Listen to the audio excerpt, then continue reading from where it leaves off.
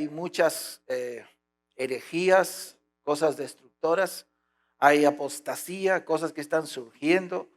He escuchado, ya hace unos años surgió esto que Dios es madre.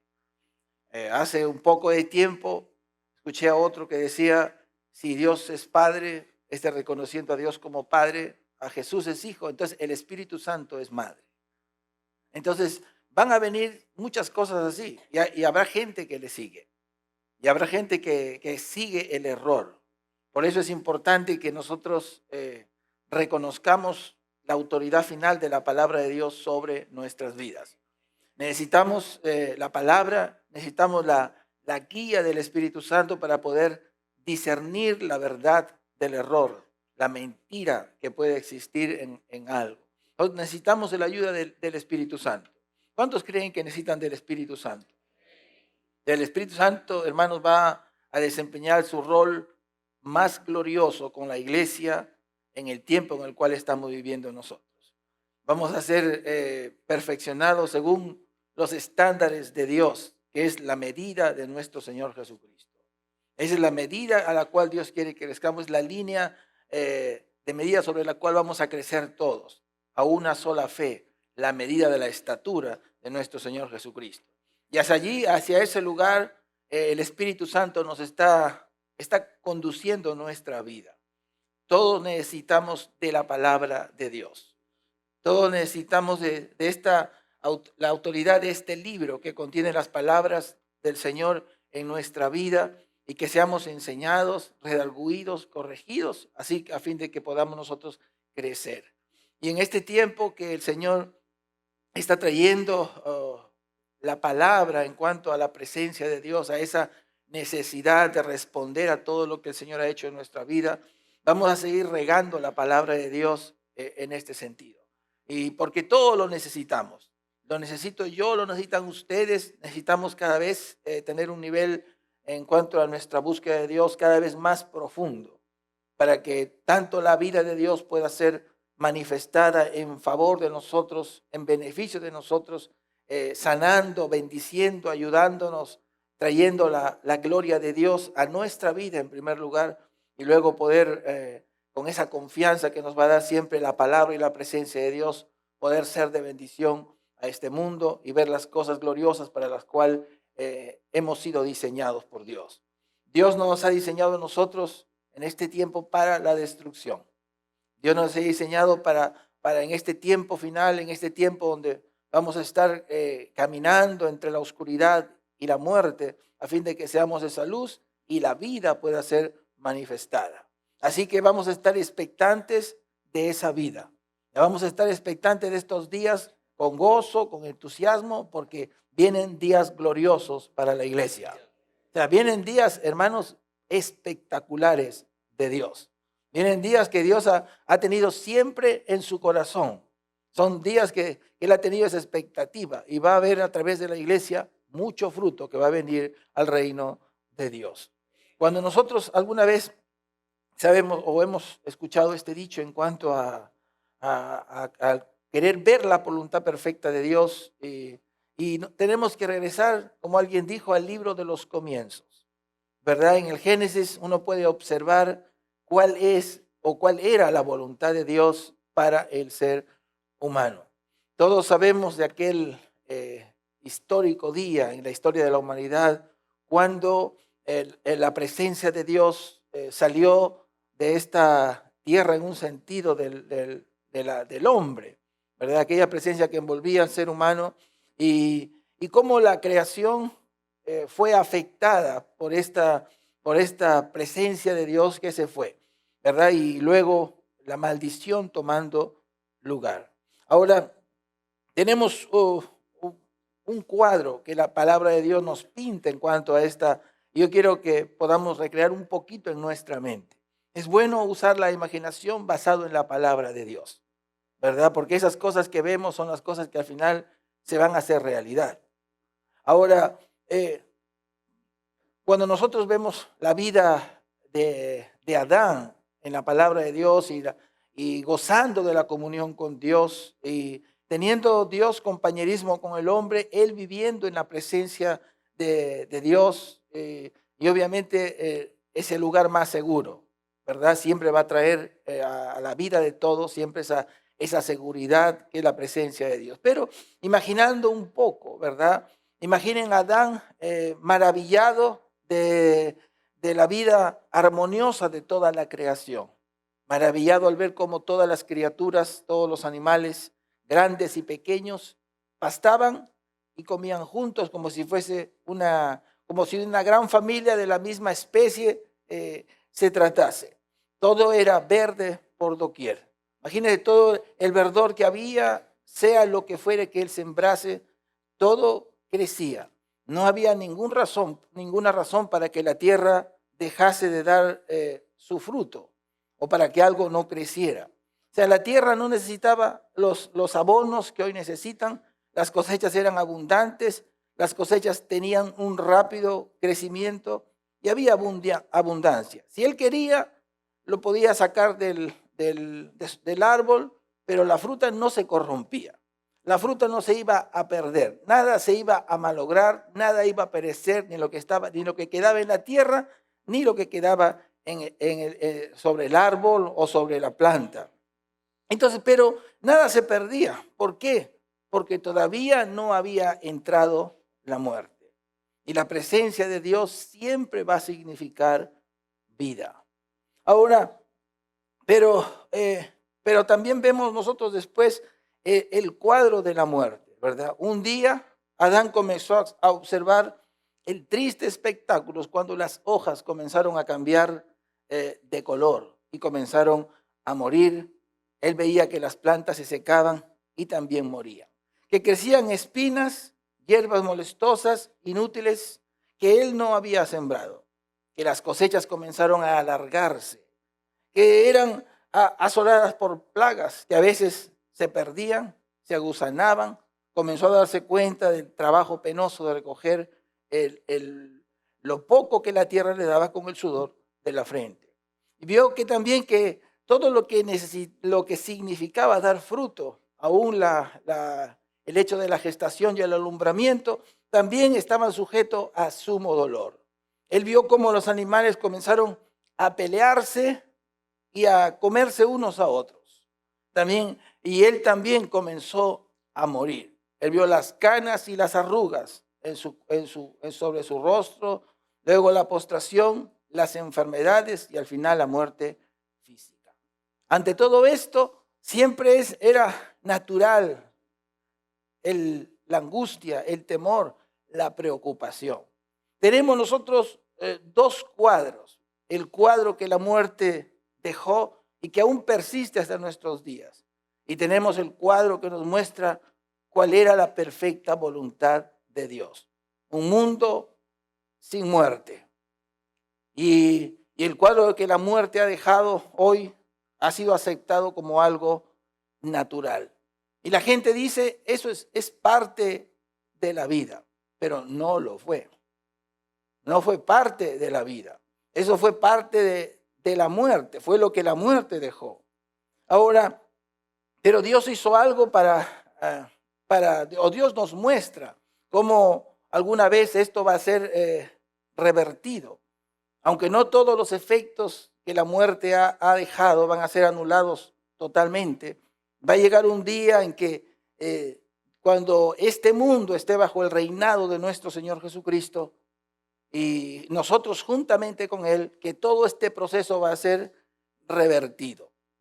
A mí realmente, ¿a cuándo les encanta cuando todo es revertido? ¿Verdad? Cuando el proceso de la muerte sobre la vida de Lázaro fue revertido. Y todos los gusanos se secaron y murieron, se fueron de su cuerpo ya estaba hinchado y comenzando a gusanarse. Entonces vemos cómo todo se revirtió. Y Satanás en el tiempo del milenio, Dios va a mostrar cuál era su voluntad para esta humanidad. Cuando ya Satanás esté encarcelado, él por 1000 años y todos sus secuaces. Ahora piense que después de cuando Jesucristo venga, la tierra va a estar casi destruida y asolada por terremotos, juicios de Dios, las guerras del hombre, la misma, los efectos de las bombas la radiación. Entonces todo eso va a estar ahí. Ese es el mundo en el cual va a venir nuestro Señor Jesucristo, el mundo al cual Él va a regresar. La Biblia dice que en el libro de Apocalipsis, como resultado de los juicios de Dios, la Biblia dice que las fieras se van a volver contra el hombre. O sea, van a volverse con el hombre para matarlo. Ahora, en la actualidad, si tú no las provocas, no afectas donde están, ellos no te van a atacar. Pero en este tiempo van a buscar la vida del hombre para destruirlo. Van a levantarse las fieras contra el ser humano. Pero cuando esté Cristo Jesús reinando nuevamente aquí en la tierra, entonces todo va a volver a su forma original. Es decir, la cadena alimenticia nuevamente volverá al plan original. La Biblia dice, el lobo vivirá con el cordero, el leopardo descansará al lado del cabrito, la ternera, el león y el becerrito vivirán juntos y un niño los cuidará junto a la osa. Y un niño los cuidará. La vaca pastará junto a la osa y sus crías descansarán juntas. El león comerá pasto como el buey. Un bebé jugará al lado del hueco de una cobra y un recién nacido meterá la mano en el nido de una víbora. No se harán daño, ni se destrozarán en todo mi santo monte, porque la tierra estará llena del conocimiento del Señor. Así como las aguas cubren la mar. Ese día la raíz de David se levantará como una señal para los pueblos, las naciones lo buscarán y el lugar donde él vive será glorioso. Está hablando del tiempo del milenio. Para aquel tiempo, la Biblia también declara en Isaías 65, saltaré de júbilo, Dios dice, por Jerusalén. Sentiré alegría por mi pueblo. No se oirán llantos en ella ni gritos pidiendo socorro. Ya no habrá niños en ella que mueran a los pocos días, o sea, abortos o muertes prematuras, ni adultos que no alcancen una cumplida madurez. O sea, la gente va a ver cómo sus días se alargan, cómo se retrasa el envejecimiento, la expectativa es más alta de que vivan. Dice la Biblia, será niño quien muera a los 100 años. Entonces imagínense que vean a un que murió a los 100 años, dice, muerto. O sea, la gente se va a condoler porque va a decir, como si uno dijera, ay, un niñito se murió y tenía 100 años.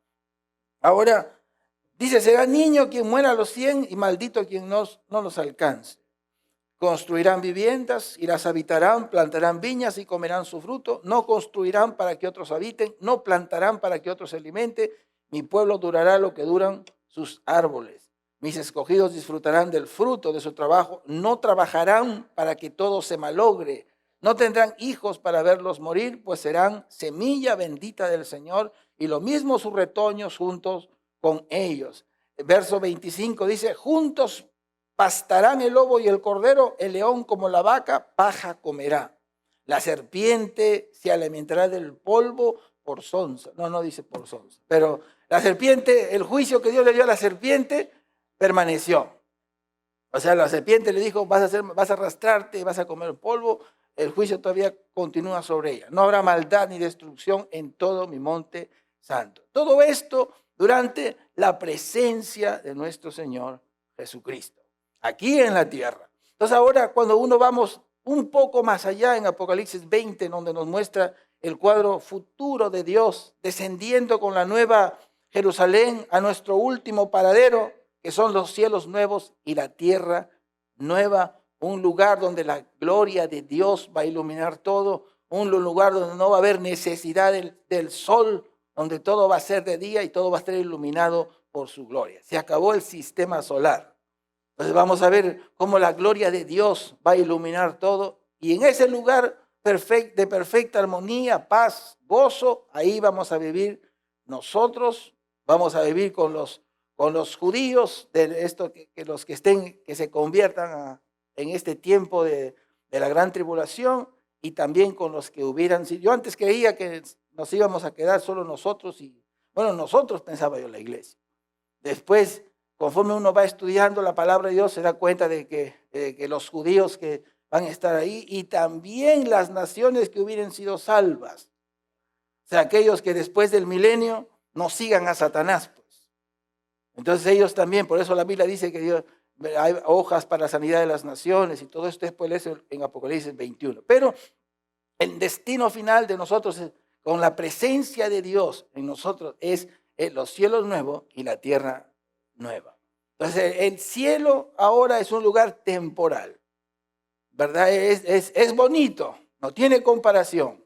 Todo aquel que ha ido no tiene palabras para expresar todo lo que hay, pero ese no es nuestro lugar final.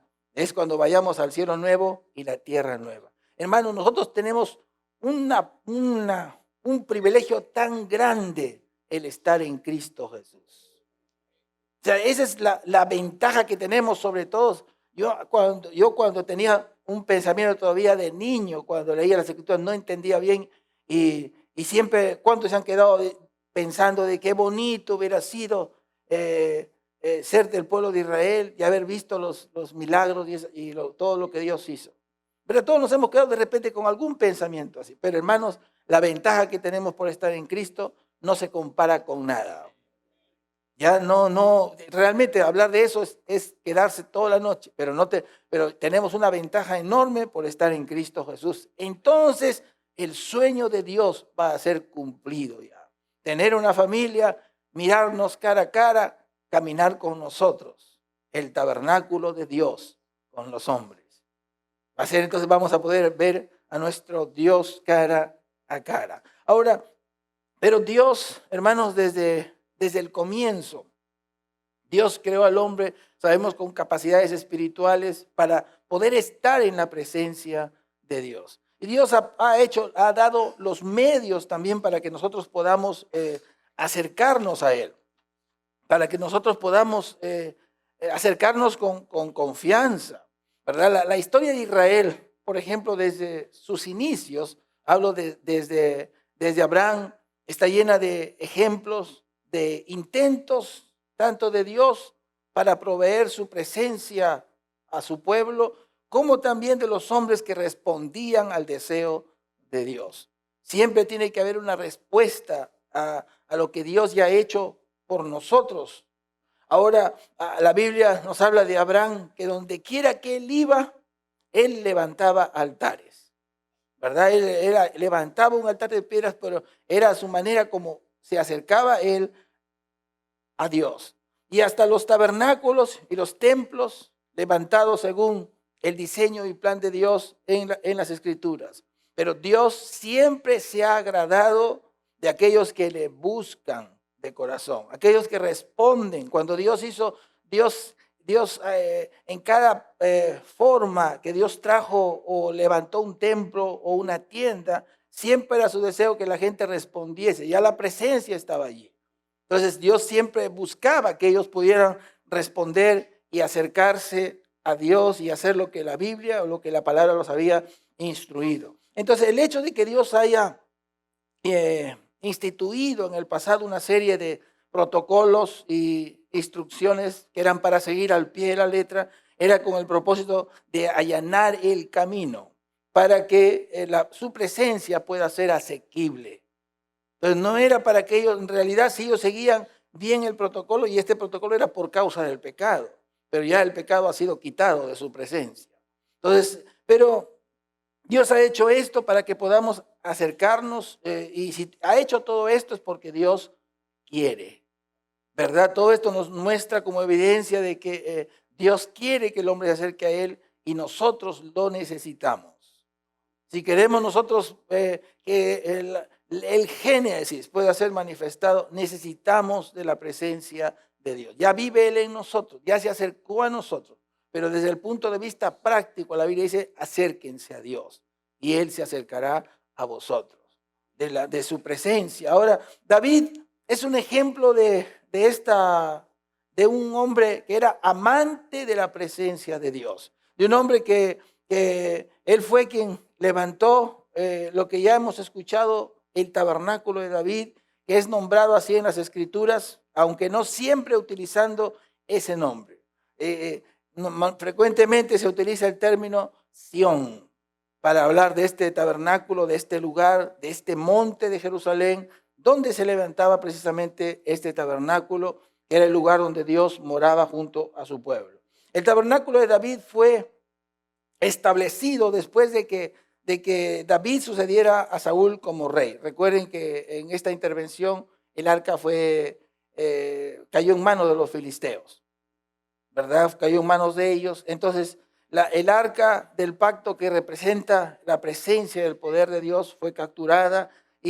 Pero Dios había dicho acerca del arca que allí los iba a encontrar y que ahí Dios desde ahí les iba a hablar, les hablaría. Entonces el arca era una estructura de encuentro y comunicación con Dios. O sea, Dios era el lugar desde donde Dios iba a hablar, desde donde Dios manifestaba su presencia. Entonces, tras una serie de plagas que sucedieron a los que tuvieron esto o fueron irrespetuosos a la presencia de Dios que estaba allí, entonces los filisteos la devolvieron y terminó en casa de Obed-edom, quien sí respetó la presencia de Dios. Ustedes pueden ver la vida de Obed-edom y trazar lo que sucedió después, de cómo toda su familia fue incluida en el ministerio y un número enorme de descendientes por causa de la presencia de Dios y del aprecio que él tuvo. La presencia puede estar allí, pero la cosa es la actitud, la respuesta de nuestro corazón es lo que va a marcar la diferencia, ¿verdad? La honra que Dios pueda recibir. Entonces, eso es lo que va a hacer que así como en la vida de Obed-edom, la bendición y el éxito que trajo a su casa pueda ser también manifestado. Ahora, David entonces, una persona que amaba a Dios, anhelaba tener a su lado y junto al pueblo de Dios o pueblo de Israel la manifiesta presencia de Dios. De manera que hizo retornar el arca, la historia ya la sabemos, y la colocó en una tienda sobre el monte de Sión. Entonces, antes de su captura había estado en el tabernáculo de Moisés, descansando ahí en la habitación más sagrada, que era el lugar santísimo, donde entraba solo el sumo sacerdote, no sin sangre, mediante un ritual una vez al año, pero el pueblo no podía acercarse. Ya el pueblo se encontraba en los atrios, no podían ir más allá de eso.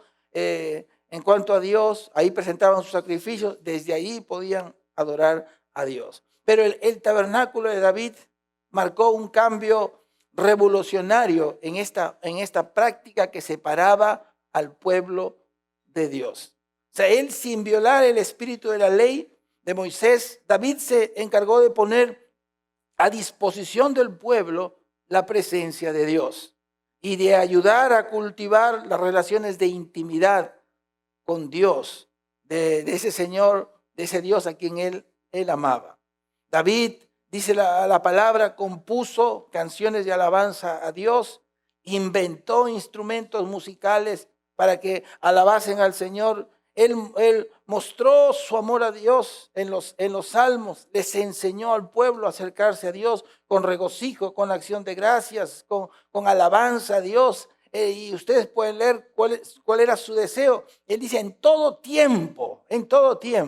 Y literalmente David ordenó un grupo de aproximadamente 16 ministerios de servicio para que se ocuparan en distintas obras del servicio a Dios. Destinó 4,000 cantores para que sirvan las 24 horas del día, 7 días a la semana.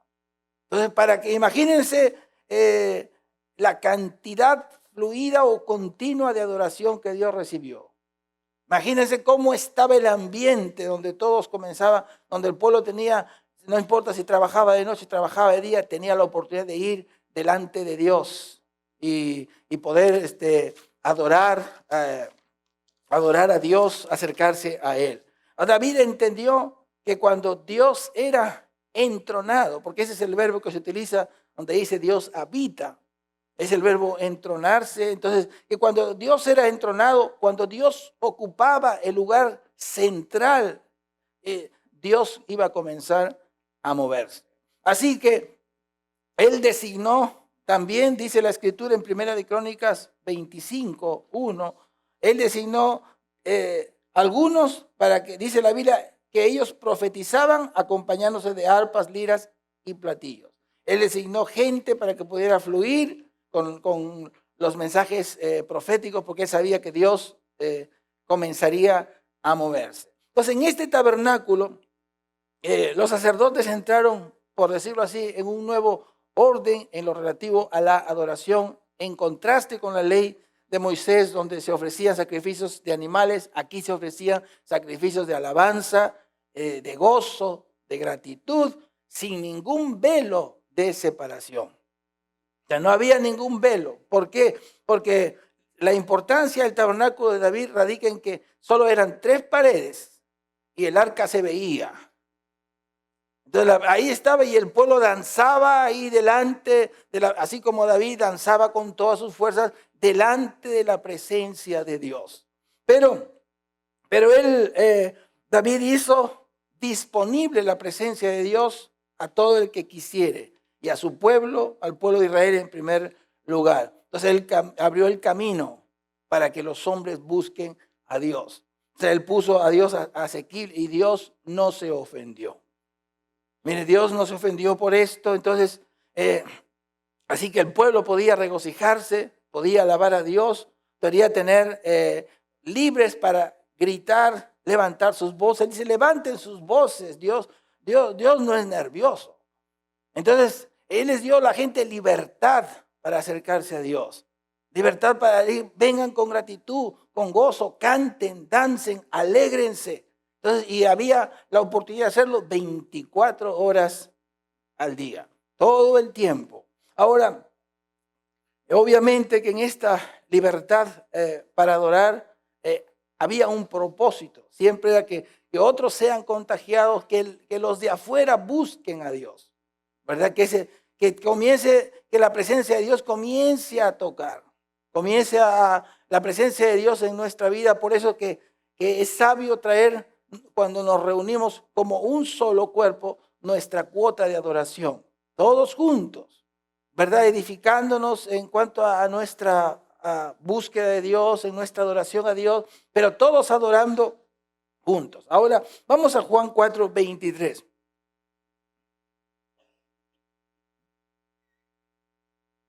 Dice la escritura ahí, Juan 4:23, le dijo la mujer, Señor, me parece que tú eres profeta. Nuestros padres adoraron en este monte y vosotros decís que es en Jerusalén, que en Jerusalén es el lugar donde se debe adorar. Jesús le dijo, mujer, créeme, que la hora viene cuando ni en este monte ni en Jerusalén adoraréis al Padre. Vosotros adoráis lo que no sabéis, nosotros adoramos lo que sabemos, porque la salvación viene de los judíos, mas la hora viene y ahora es cuando los verdaderos adoradores adorarán al Padre en espíritu y en verdad, porque también el Padre, tales adoradores, busca que le adoren. Dios es espíritu y los que le adoran en espíritu y en verdad es necesario que adoren. Ahora, aquí hay algo que nosotros tenemos que entender. O sea, cuando la Biblia habla, en el libro de Hechos, la Biblia habla acerca de que el tabernáculo de David va a ser, reedificaré el tabernáculo de David. O sea, no se refiere otra vez a levantar otra vez la tienda de campaña, sino la esencia de fondo, que era la libertad que ellos tenían para acercarse a Dios. Que es lo mismo que la palabra de Dios nos dice, entren confiadamente, usa la versión Reina Valera, el original dice, entren osadamente. Osadamente, es la misma palabra que se utiliza acerca de los discípulos que ellos pidieron denuedo y recibieron denuedo, osadía, valentía. Entonces es lo mismo, entren con valentía, entren con osadía. Dios está diciendo, entren con libertad. Entonces, ahora, Jesús dijo, ni en este monte, ni en Jerusalén. Para los samaritanos, Gerizim era el monte donde se debía adorar. Para los judíos era Jerusalén. Después que Dios la ley, Dios les dijo a ellos que debían ir a un monte, creo que es Ebal, y el otro al monte Gerizim, desde donde iban a pronunciarse las bendiciones.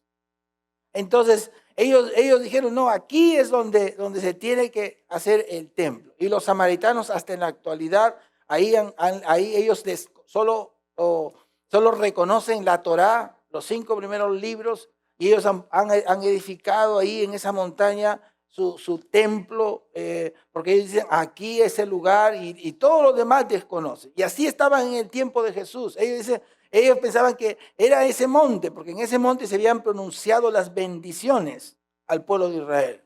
Entonces cuando Jesús dijo, ni en este monte, se refería al monte Gerizim, que es el lugar donde aún hasta ahora los samaritanos creen que ahí debía estar el templo. Por eso que ellos se opusieron cuando David pensaba llevar el templo o construir el templo en Jerusalén. Porque dijeron, no, es aquí en donde tiene que estar. Desde ahí ya hubo una división. Pero Jesús, entonces nuestro Señor, Él estaba trayendo un nuevo orden en cuanto a la adoración, a nuestra búsqueda de Dios.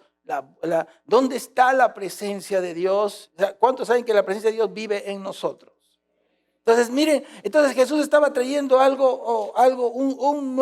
un cambio. Un cambio, no era tampoco en Jerusalén, tampoco era en Jerusalén. Ya después de David, después del tabernáculo de David, se edificó templo a Dios, así que ni tampoco se refería a eso. Entonces, pero ellos sí creían que Jerusalén era la ciudad donde se debía adorar, así como Daniel, que hacía sus oraciones mirando hacia Jerusalén. Pero ahora ya no es ni en ese monte ni en el otro. Ya no hay en la tierra o sobre la tierra un lugar establecido, fijado para adorar. Puede ser un local, una iglesia, puede ser una casa, puede ser una cueva, una carpa, puede ser el campo, puede ser una caja de cartón. Donde sea, donde sea. Ahora, en nuestra dispensación, en lugar de que se nos señale un lugar sagrado, se nos ha dado una persona sagrada, que es nuestro Señor Jesucristo. Entonces, y Él es el centro de la reunión de su pueblo. A través de Él Dios ha hablado a su pueblo. A través de Él nosotros nos podemos acercar a Dios. Se han cumplido las palabras de Jacob que dijo en Génesis 49:10, a Él se congregarán los pueblos. Todos reunidos en torno a nuestro Señor Jesucristo. Entonces no nos reunimos en torno a la elocuencia de alguien, al título de ningún hombre, nos reunimos en Él y para Él, porque Jesús es el centro. O sea, Jesús es el centro de nuestra vida. La adoración verdadera va a poner siempre a Dios en el centro. Entonces Él tiene que estar en el centro de todo, y cuando la presencia de Dios es honrada, entonces Dios va a comenzar a manifestarse. Y hermanos, en esta presencia de Dios va a suceder lo mismo que sucedió al inicio, cuando la presencia de Dios ya fue esquiva al hombre antes de ese tiempo. Entonces, todo lo que nosotros necesitemos de Dios, en la adoración a Dios, en poner los ojos en Él, en quitarlos de nosotros. Por eso Jesús, cuando Él estuvo ministrando aquí en la tierra, Jesús habló, dijo, el Padre que mora en mí. Entonces nosotros tenemos que empezar a quitar de nosotros los ojos y poner los ojos en Él, porque Él es quien hace las obras. Él va a traer cosas a nuestra vida, Él va a traer todo lo que nosotros necesitemos, los milagros, las sanidades, todo absolutamente, provisión, cuidado, protección, todo va a fluir de Él para nosotros. No necesitamos rituales ni otros sacerdotes, porque ya Él nos ha hecho sacerdotes suyos. Podemos acercarnos con confianza. La Biblia dice que ofrezcamos siempre a Dios sacrificio de alabanza. Pero también la Biblia dice en Romanos 12, dice la Escritura, por esto, hermanos, puesto que Dios nos ha mostrado tanta misericordia, les ruego que entreguen todo su ser como un sacrificio vivo a Dios.